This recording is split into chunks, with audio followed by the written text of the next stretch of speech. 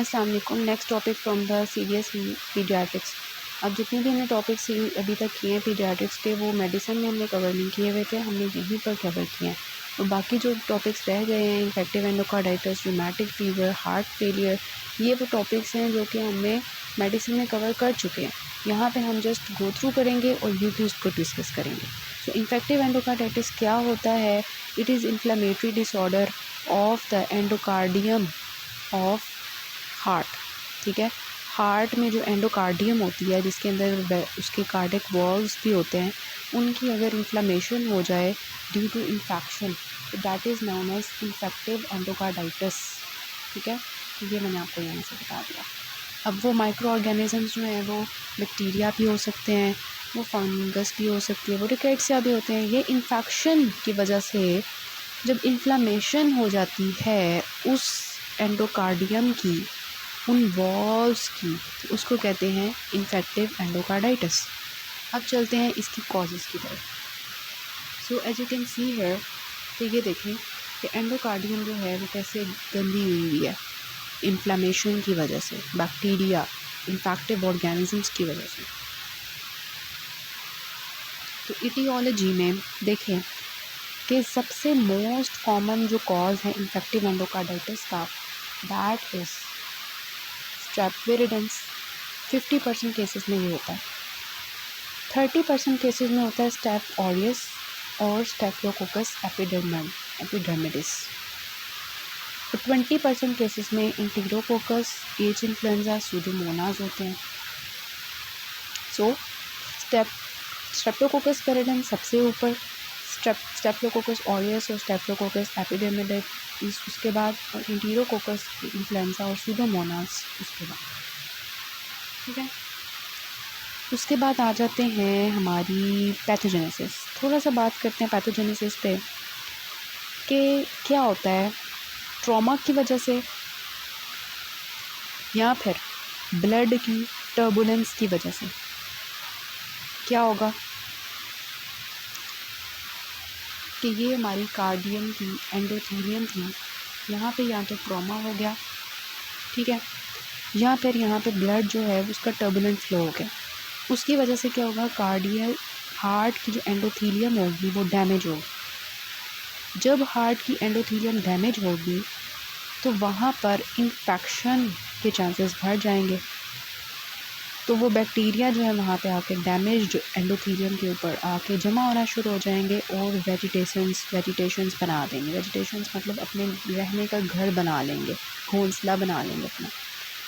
तो उन वेजिटेशंस में क्या होगा, उन वेजिटेशन में, ये ब्लू कलर की जो वेजिटेशंस बना रही हूँ, इन वेजिटेशंस में क्या होगा, इनमें होगा फाइब्रिन, प्लेटलेट्स, बैक्टीरिया, वो वॉल्व के लीफलेट के ऊपर आके जमा हो जाएंगे। अब ये वेजिटेशंस जो हैं ये किसी भी वक्त टूटेंगी और ये ब्लू कलर की निकल के जो है ना एम्बोलस बना के, जैसे एक क्लॉट होता है ना जिसमें फाइब्रिन, बैक्टीरिया और प्लेटलेट्स हैं। ये वेजिटेशंस किसकी बनी हुई है, फाइब्रिन, प्लेटलेट्स और बैक्टीरिया। ये वेजिटेशंस वहाँ पे जमा हुई होती हैं, किसी भी वक्त ब्लड के फ़्लो के साथ जो हैं उतरती हैं और बाहर आ जाती हैं। ठीक है, तो अब ये जब ब्रेक अवे करेंगी तो अब ये सिस्टमिक सर्कुलेशन में चली जाएंगी। फॉर एग्ज़ाम्पल माइट्रल वॉल्व में बनी हुई थी, उतरी वहाँ से और ब्लड फ्लो के साथ जो है ना एओर्टा के थ्रू बॉडी में चलेंगी। फिर बॉडी में गई, किसी भी जाके वेसल को ब्लॉक करेंगी और उसकी वजह से जो मैनिफेस्टेशंस आएंगी उनमें भी have the splinter haemorrhages, growth spots. ठीक है, ये सारा सिलसिला हो रहा है।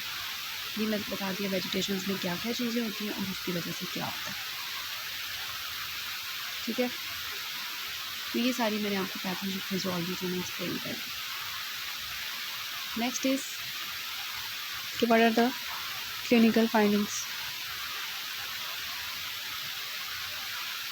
मैं इसके बारे में थोड़ी सी बातें बता दूं आपको कि क्लिनिकल एसोसिएशन जो है वो इनकी किसके साथ होती है।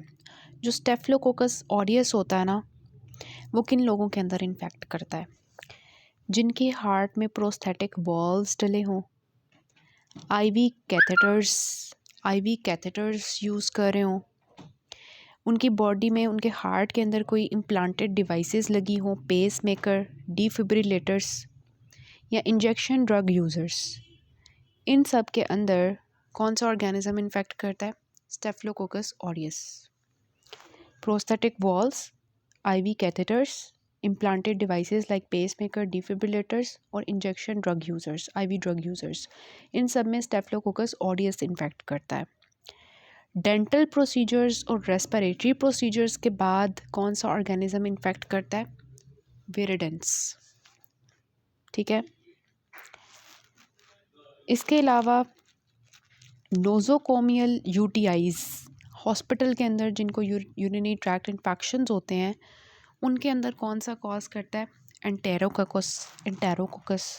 ठीक है, एंटेरोकोकस यूटीआईज़ याद रखना है।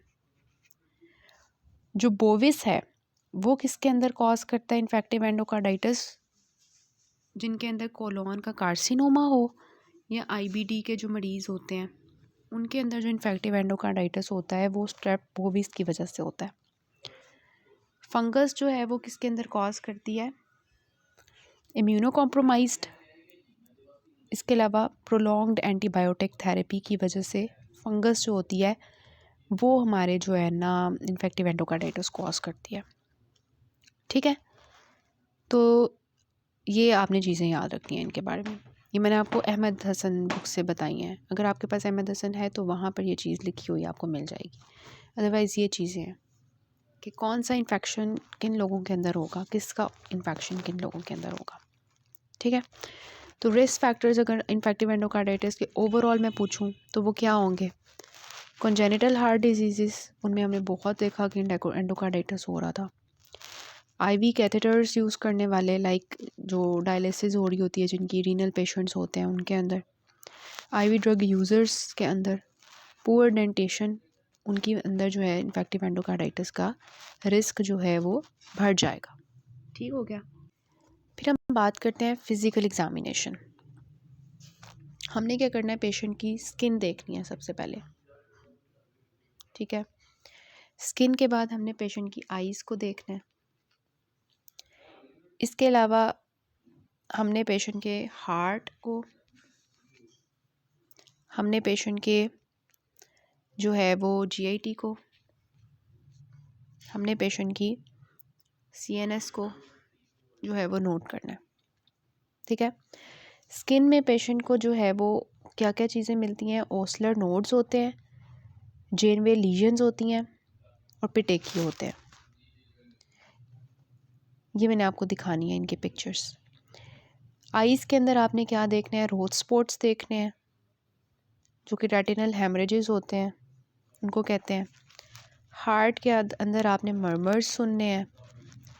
जीआईटी में आपने देखना है पेशेंट की स्प्लीनोमेगैली, स्प्लीनिक एब्सेस या इन्फाक्शन।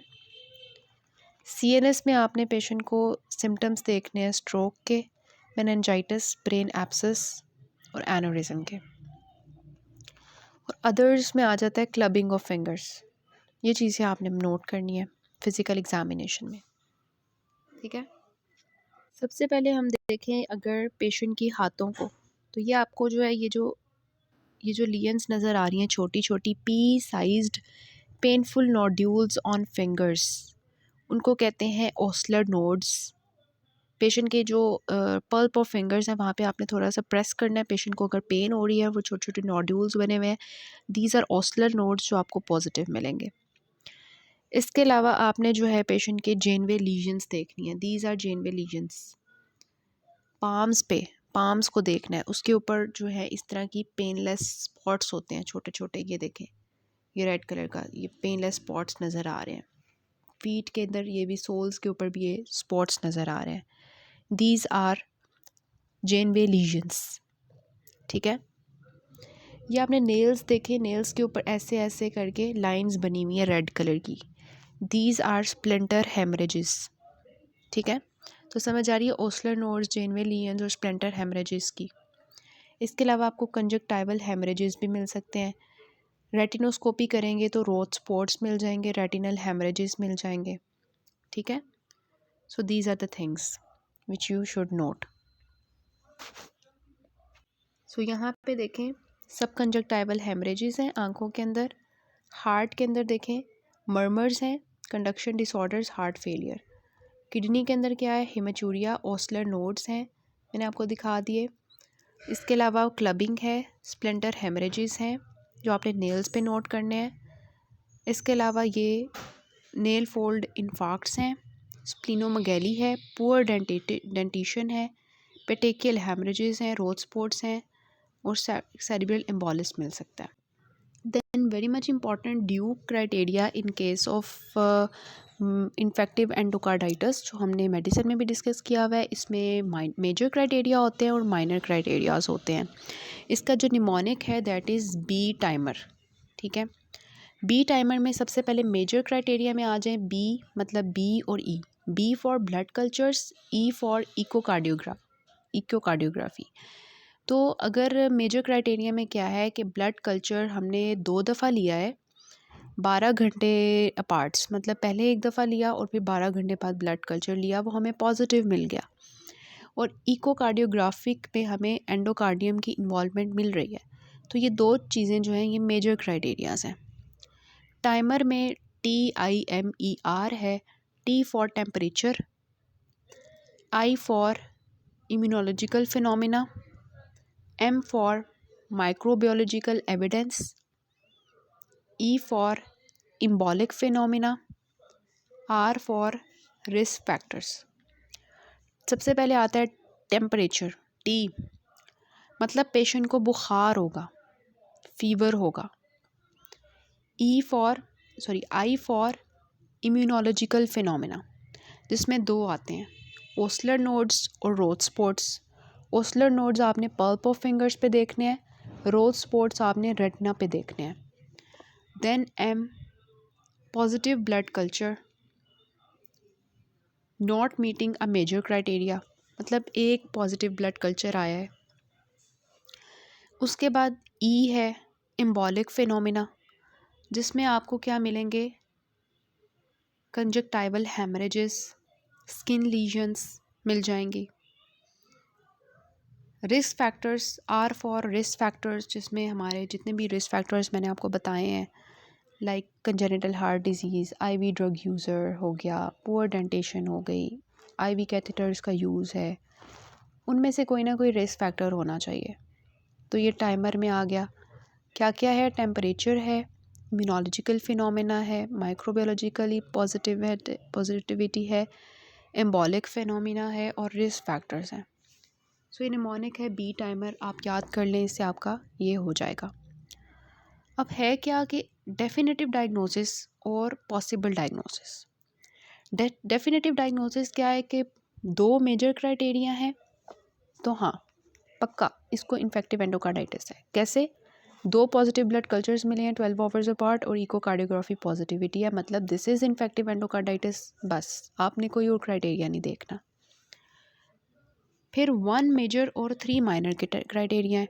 फॉर एग्जांपल आपको ब्लड कल्चर तो पॉजिटिव नहीं मिले लेकिन इकोकार्डियोग्राफी पॉजिटिविटी है, मतलब एक मेजर क्राइटेरिया हो गया और 3 माइनर पकड़ लें। लाइक फॉर एग्जांपल उसको फीवर था, आपको जो है वो उसके अंदर स्प्लेंटर हेमरेजेस मिल गए, और इसके अलावा आपको जो है उसमें कोई रिस्क फैक्टर मिल गया या IV ड्रग यूज़र था। सो दिस इज़ के 3 माइनर क्राइटेरिया हो गए, एक मेजर हो गया। तो हाँ, या 5 माइनर क्राइटेरिया जो हमने पढ़े हैं उन सब में 5 होने चाहिए तो हम कहेंगे। तो या तो 2 मेजर हैं, 5 माइनर हैं, या 1 मेजर 3 माइनर हैं, तो this is definitive diagnosis. Possible में क्या है कि 1 मेजर और 1 माइनर क्राइटेरिया है बस, या 3 माइनर क्राइटेरिया है जो कि 5 होने चाहिए थे, तो दिस इज़ पॉसिबल डायग्नोसिस। तो ये बहुत अच्छा निमोनिक मुझे मिला था, इससे आप याद कर लें इसको, Duke criteria for the infective endocarditis. So lab investigations आप क्या करेंगे, ब्लड कल्चर्स लेंगे, CBC करवाएंगे, ESR करवाएंगे, RFTs करवाएंगे to check for the haematuria, proteinuria, और इकोकार्डियोग्राफी करवाएंगे which is gold standard for diagnosis. ठीक है, अब ये जो ड्यू क्राइटेरिया है मैंने आपको अच्छा वाला बता दिया, आपने वही देखना है, लेकिन और भी चीज़ें हो सकती हैं ये सारी, लेकिन ग्लोमेरुलनेफ्राइटिस हो गया ये सब कुछ, ठीक है। तो ये हमने कर लिया। डायग्नोसिस मैंने आपको बता दिया कि blood cultures, echocardiography, CBC, ESR, तो ये सब कुछ। तो ईएसआर आपको रेज्ड मिल जाएगा। उसके बाद जो है वो आपको माइक्रोस्कोपिक हेमेचूरिया मिल सकता है। ब्लड कल्चर्स आप ले लोगे, इकोकार्डियोग्राफी करवा लोगे, बाकी वही है CBC, ESR, C reactive proteins, blood cultures, ECG, echocardiography, chest X ray, cardiac characterisation. Management ये होता है कि हम जो है उसकी सपोर्टिव थेरेपी करते हैं और मेडिकल थेरेपी करते हैं और सर्जिकल करते हैं। सबसे पहले ये है कि सोर्स ऑफ इन्फेक्शन को आपने रिमूव करना है, ठीक है।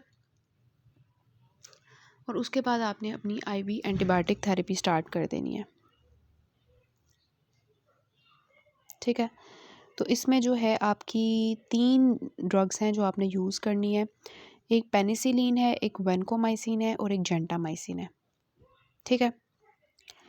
सबके लिए जो एम्पिरिकल थेरेपी है ना, कि अभी आपके पास पेशेंट आया है, आपको लग रहा है इसको इन्फेक्टिव एंडोकार्डाइटिस है, लेकिन आपने अभी तक ब्लड कल्चर्स नहीं लिए, तो फिर आप उस पर्सन को एम्पिरिकल थेरेपी जो स्टार्ट करवाओगे वो होगी पेनिसिलिन, वेनकोमाइसिन और जेंटामाइसिन, ठीक है।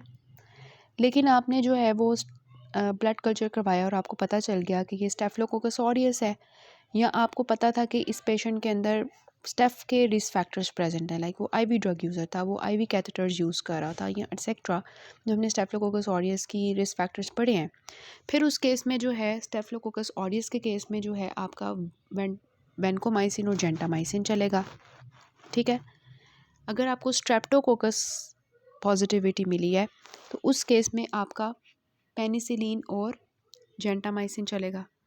तो वेनकोमाइसिन जेंटामाइसिन स्टेफ में है और पेनिसिलिन जेंटामाइसिन स्ट्रेप में है, ठीक है। एम्पिरिकल थेरेपी सबकी ये है, पीवीजी। उसके बाद जो है आप उसकी जो है सर्जिकल डिब्राइडमेंट कर सकते हो, अगर आपको ज़रूरत है तो वो सर्जिकल कर दोगे, ठीक है। सो ये हमारा है। अगर मैं आपको बताऊं कि आपने जो है ना कैसे ट्रीट कर, तो आईवी एंटीबायोटिक थेरेपी आपकी 4 to 6 वीक्स के लिए चलेगी, जिसमें बेंजाइन पेनिसिलिन है, जेंटामाइसिन और वेनकोमाइसिन है। और सर्जिकल ट्रीटमेंट में क्या है, वी हैव द वेजिटेशंस को रिमूव करेंगे और वॉल्व रिप्लेसमेंट कर देंगे, ठीक है। उसके बाद आता है प्रोफाइलेक्सिस। प्रोफाइलेक्सिस जो है वो आप करते हो, प्रोफाइलेक्सिस जब भी कोई बंदा जो है वो डेंटल प्रोसीजर करवा रहा है या रेस्पिरेटरी प्रोसीजर करवा रहा है, तो हमने जो है ये सस्पेक्ट करना है ना कि उसको स्ट्रेप्टोकोकस विरिडेंस इन्फेक्ट कर सकता है, क्योंकि उसके लिए रिस्क फैक्टर है, तो हम उसको ओरल एमॉक्सिसिलिन देते हैं, ठीक है। एमॉक्सिसिलिन ओरल दे देते हैं, ये प्रोसीजर्स करने से पहले ओरली, ठीक है। अगर वो जीआईटी का या जेनिटो यूरिनरी प्रोसीजर करवाने लगा है, तो उस केस में हमने उसको ओरल एमॉक्सिसिलिन या पार एंट्रल एम्पिसिलिन और जेंटामाइसिन देनी है प्रोफिलैक्सिस के लिए। जीआईटी के लिए आपका पार एंट्रल भी हो जाएगा, जिसमें एमॉक्सिसिलिन के साथ एम्पिसिलिन और जेंटामाइसिन है। अगर वो पेनिसिलिन से एलर्जी है तो फिर हम क्या देंगे, क्लिंडामाइसिन, ठीक हो गया।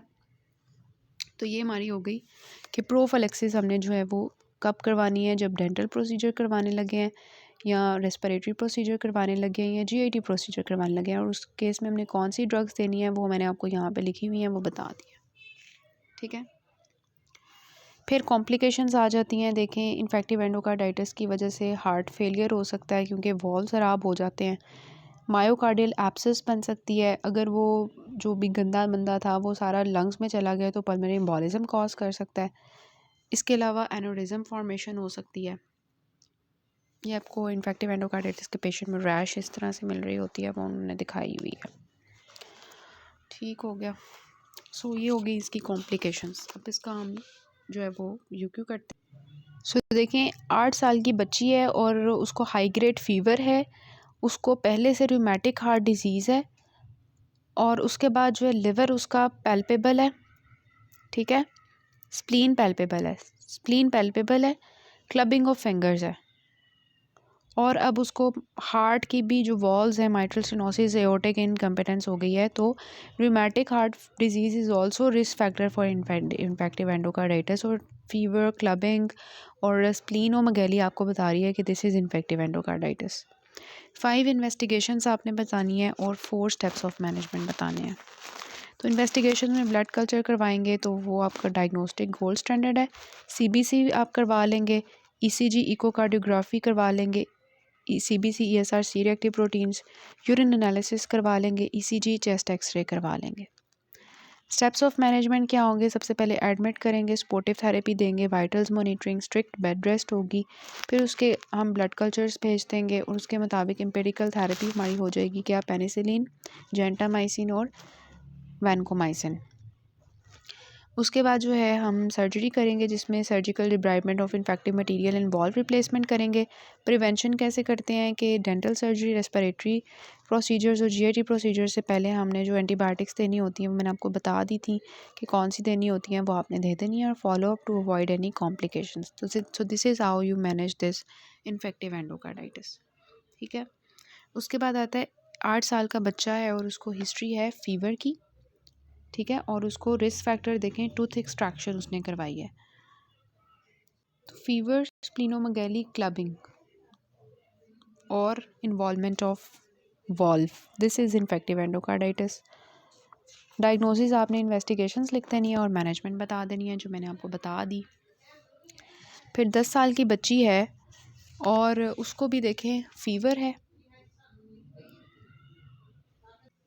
इसके अलावा नीचे देखें क्लबिंग है, स्प्लीन पैल्पेबल है। तो clubbing, spleen palpable plus fever, this is infective endocarditis. और हिस्ट्री किसकी है? जॉइंट पेन्स की with fever 2 years back, this is rheumatic heart disease may be. ठीक है।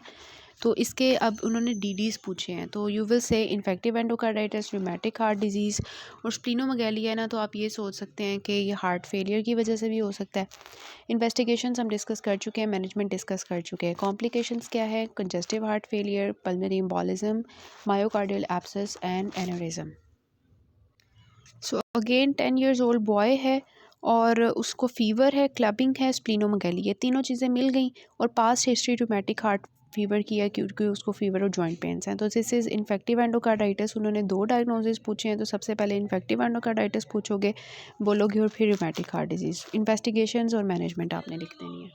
3 स्टेप्स क्या होंगे? सपोर्टिव ट्रीटमेंट और मेडिकल ट्रीटमेंट और सर्जिकल ट्रीटमेंट। 10 साल का बच्चा है, बुखार है उसको, स्प्लीनोमेगैली है और Osler nodules on the finger tips, Osler nodes हैं, टेम्परेचर है, दिस इज़ इन्फेक्टिव एंडोकार्डाइटिस। और उसके बाद जो है 4 इन्वेस्टिगेशंस आपने बतानी है और उसके बाद जो है स्टेप्स ऑफ मैनेजमेंट। अब देखें ये 4 साल का बच्चा है, ventricular septal defect is a risk factor for infective endocarditis because it is a congenital heart disease.